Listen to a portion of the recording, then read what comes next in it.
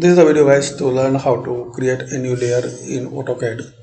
So click on this layer here, then layer properties, and to create click on this first icon, give any name. Here you can lock or unlock by clicking here. Also you can make it on off, you can freeze or unfreeze, you can set your required color and line type. There is so many lines.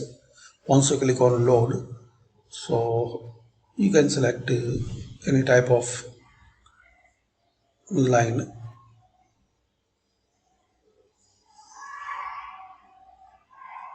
Select it. Now select from here, then click on OK.